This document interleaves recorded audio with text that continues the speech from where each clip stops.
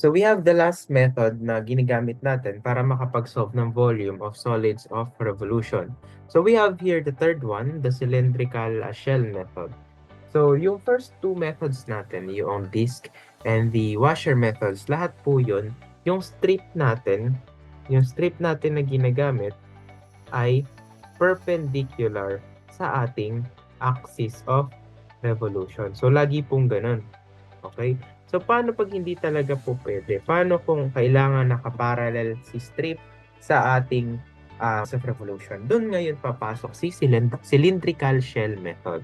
Okay, so for example, we have here a function of function y is equal to 1 over 1 plus x squared. Example lang po yan. And ang graph natin is ito. Itong red na to. Okay? And yung boundary natin is from 0 na x dito o yung y-axis mismo papunta sa x is equal to 1.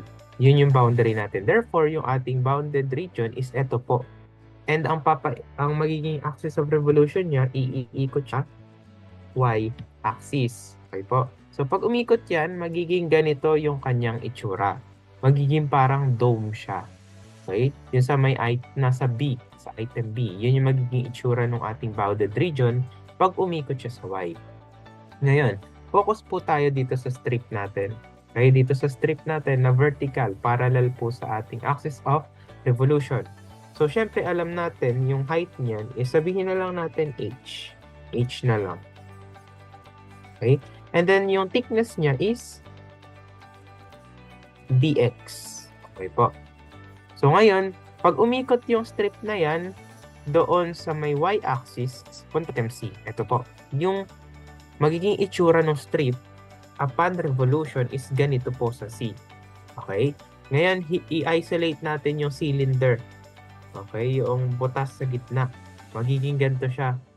Okay po. And then, meron niyang mga dimension. Ayan, yung h natin, ayan yung sinet natin na variable for height. Bakit variable yung height ng ating cylinder? Tingnan natin yung ating graph.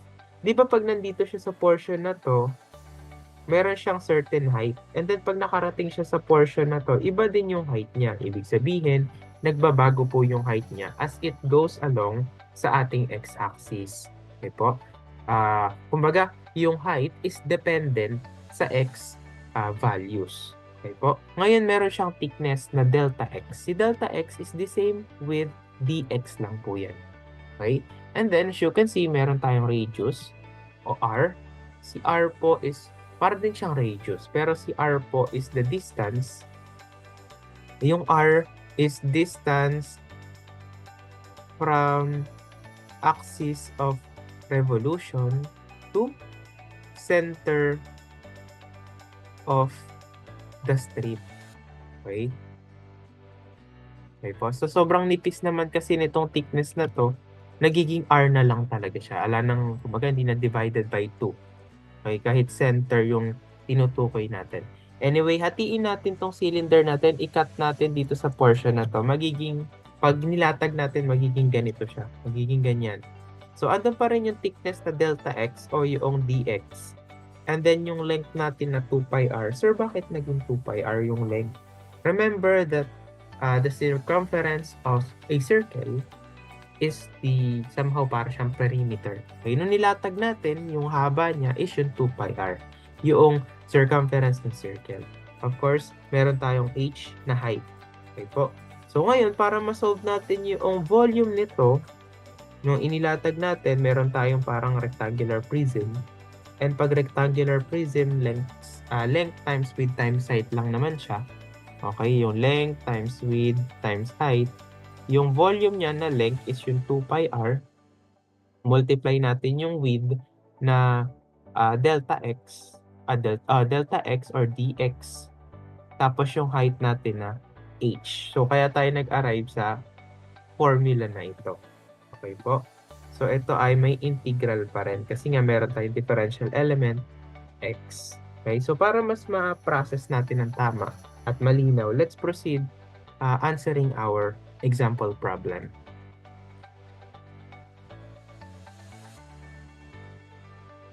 Okay, so as usual, ganun pa rin yung gawin nating start to solve this problem. Basahin muna natin. Find the volume of the solid formed when the region bounded by the curve y squared is equal to x. So, parabola ulit. So, isa pang boundary natin is y is equal to 1.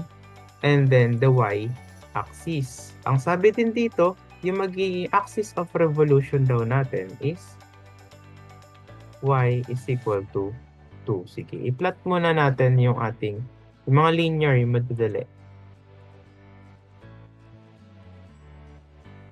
So, ito yung ating y is equal to 2 na magiging AOR natin. Axis of revolution. Ngayon, meron pa isa, y is equal to 1. So, naka-plot lang naman ito. Okay. Y is equal to 1. And then, yung y-axis, ito mismo. Okay. So, tingnan natin yung isa pa, yung parabola. Okay. Yung vertex niyan, so automatically, 0, 0 na. Okay. So, dadaan siya dito sa ating origin. Ngayon, tingnan na lang natin kung saan ba mag-meet yung ating y is equal to 2, y is equal to 1, and then yung parabola nating y squared is equal to x. Hanapin lang natin yung intersection points nila. So, paano malalaman yun? I-ano lang natin. I-substitute lang natin yung values ng y na dalawa dun sa may function. So, graphing yung first step natin. So, we have y squared is equal to x. So, if y is equal to positive 2, we have x is equal to 4. Okay? So, 4, 2. Yan yung isang intersection point. And then, if y is equal to 1, and then x is equal to 1. Therefore, 1, and then 1. Okay, so ito na yung ating intersection points. 4, 2, and 1, 1. So, dito sa ating y is equal, so andito siya nag-meet. Okay? So, yung 4, nandito sa gawin na to siguro yun. Okay? So, kahit hindi ko naman naisama yun. So, ito lang naman siya. Ayan. Ito yun. Ang boundary naman ng ating region is itong idinrawing ko. Ayan. Yan naman is yung ating y squared is equal to x. Ayan. Yan yun. Tapos, yung ating y-axis, yun yung isang boundary, and yung y is equal to 1. So, ito yung paiikutin natin na bounded area o bounded region. Okay po. So, saan natin paiikutin? Dun sa may y is equal to 2. Since ang ating AOR o yung axis of revolution is nakapahiga, sabi natin, pag cylindrical shell method is dapat parallel po, di ba? So, kung ganun pala, ito yung ating strip. Yan ay meron tayong dy and then meron tayong x. Okay? So, ngayon, ano nang gagawin natin? So, okay na tayo, nakapag-graph na tayo. Doon tayo sa pangalawang step natin. Illustrate natin, i-visualize natin ano ba magiging itsura ng ating solid upon revolution. Okay, so sabihin na lang natin, ito yung ating y-axis, tapos ito yung ating x-axis.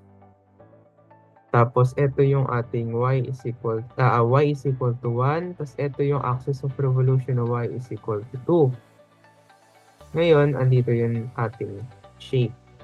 Pag ganyan. Ito lang yung shape natin. Ngayon, papaikutin na natin sa ating paikutin natin dito. Yan. Yung itsura nito ay pag ganito siya.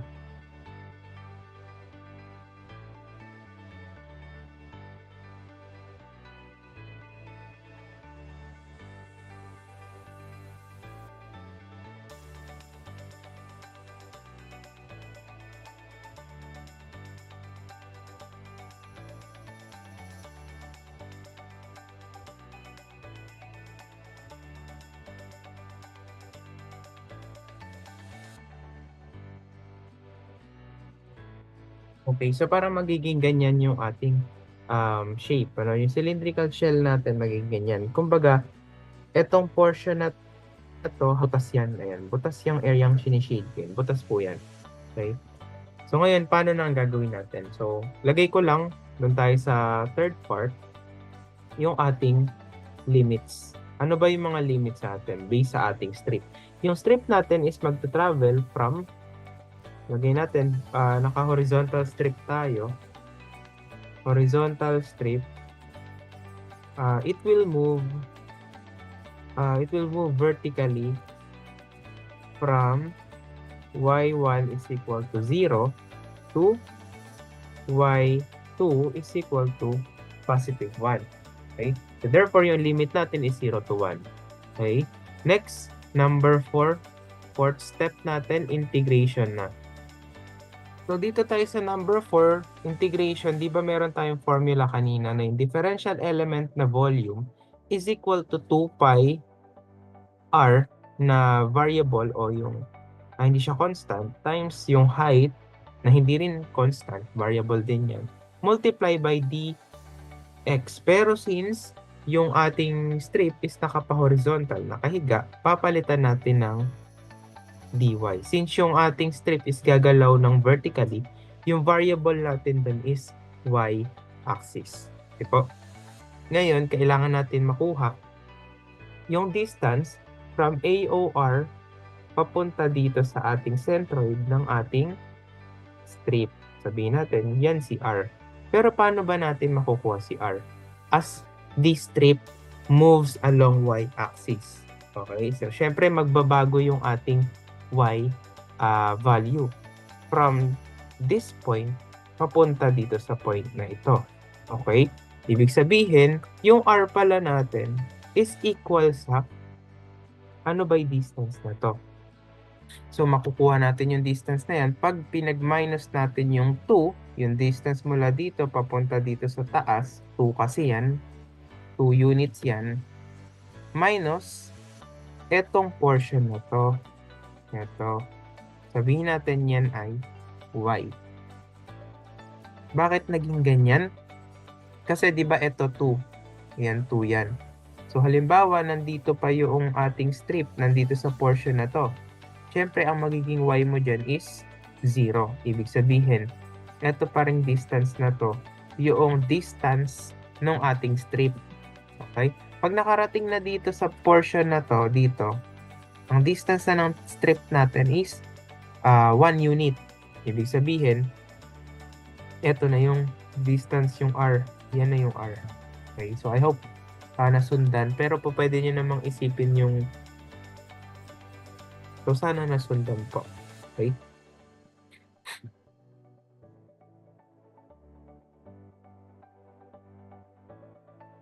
So, yung h natin is x. Wherein yung x na yun is yung x right minus x left.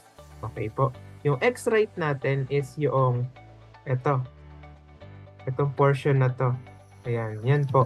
So, therefore, yung x right natin is yung y squared. Minus yung x left natin since nasa y-axis tayo, 0. Okay? So, ito yung ating h. Ngayon, ano pang kailangan? So, wala na. I-substitute natin dito. dv is equal to 2 pi. Yung r natin na 2 minus y. And then yung h natin na y squared. And then yung ating dy. So, integrate both sides. We have volume 2 pi na constant inabas natin. So, 2 minus y squared dy. Okay? So, ang limit natin, nakuha natin from 0 to 1. Since yung ating strip is mag-move vertically from y is equal to 0 to y is equal to 1. So, volume natin is 2 pi. Simplify lang natin yung nasa loob. We have 2y squared minus y cube.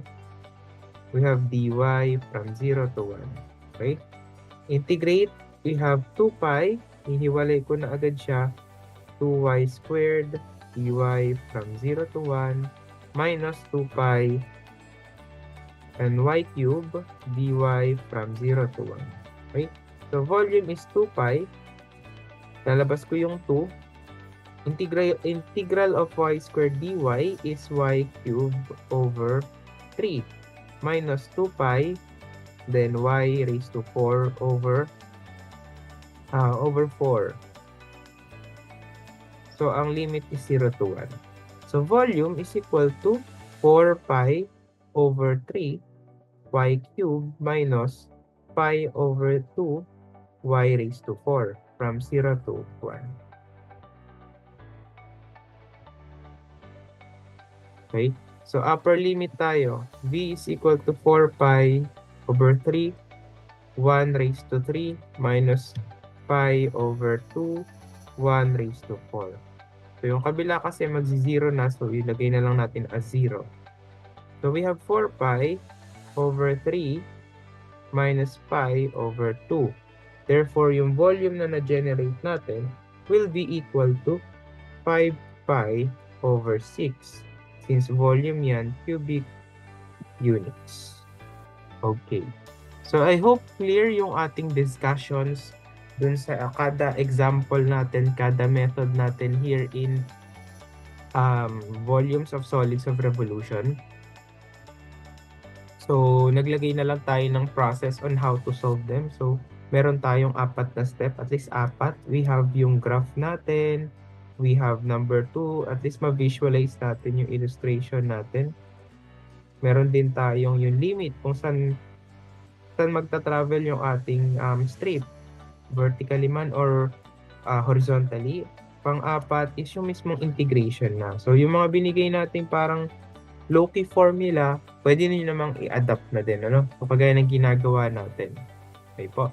So, if you have question, feel free to drop your concerns in our group chat para ma-address natin properly. Thank you for watching our lecture video for today.